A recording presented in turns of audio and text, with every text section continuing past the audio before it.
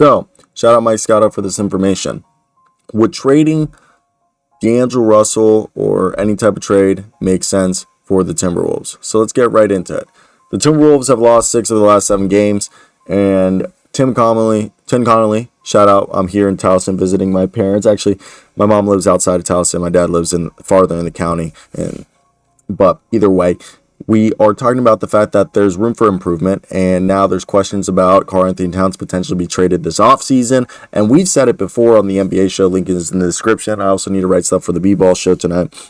But that this is a team that looks like they're a lower tier play-in team. I'm sorry, I'm a Timberwolves fan. I'm born in St. Louis Park, lived there till I was 5. Then I moved to suburbs of Orlando and Lake and Seminole County. And then since I was 9, lived in Maryland. And at 19, I lived in Kansas. Now I'm going to probably move to Florida, where I just visited. That's why we didn't make videos for like 4 days. But the question is that the Wolves aren't expected to be very active in this year's trade deadline. They can't trade any first-round picks after giving up all their tradable ones for Rudy Gobert. They only have 3 second-round picks they could offer in trades this season. Their overall lack of flexibility gives them very few options to move forward if it concluded that this group does not work together. Any deal they would make to improve them would be incrementally. Minnesota only has one way out right now, and in my opinion, it's by trading players. Anthony Edwards cannot be traded. Towns is the only guy you could think. Trading Edwards is a non-starter.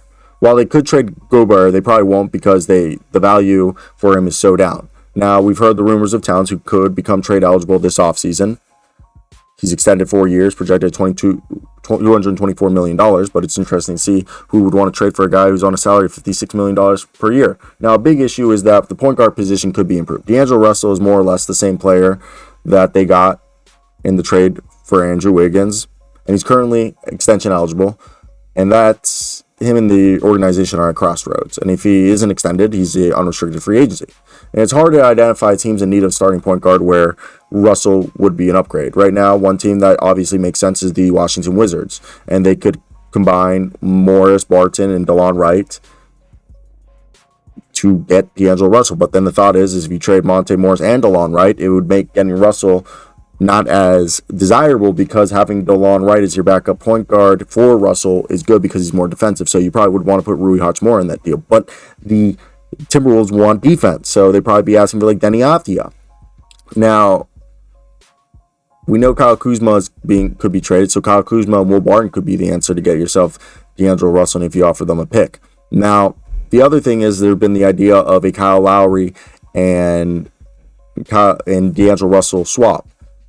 The Timberwolves are an over-cap team going forward, and they'll have difficulty time replacing Russell in free agency, and they don't plan to re-sign him, so swapping him for a different point guard makes sense, and Lowry presents a short-term option, brings some defense and veteran leadership. Lowry's obviously struggling for the second year in a row, and it's debatable if Russell is an upgrade or can be reinvigorated under the Heat culture while, messing up their financial flexibility. And Miami's set to be close to $20 million over the luxury caps next season after extending Tyler Hero, and it'll be interesting to see because they also have Naz Reid, who's also,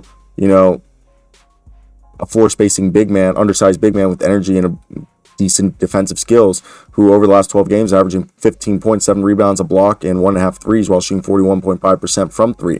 And he's a guy who has an expiring contract, and he's going to be, a lot of people are going to be wanting him. So I want to hear your thoughts down below and let me know. So, okay, that's basically it. Bye.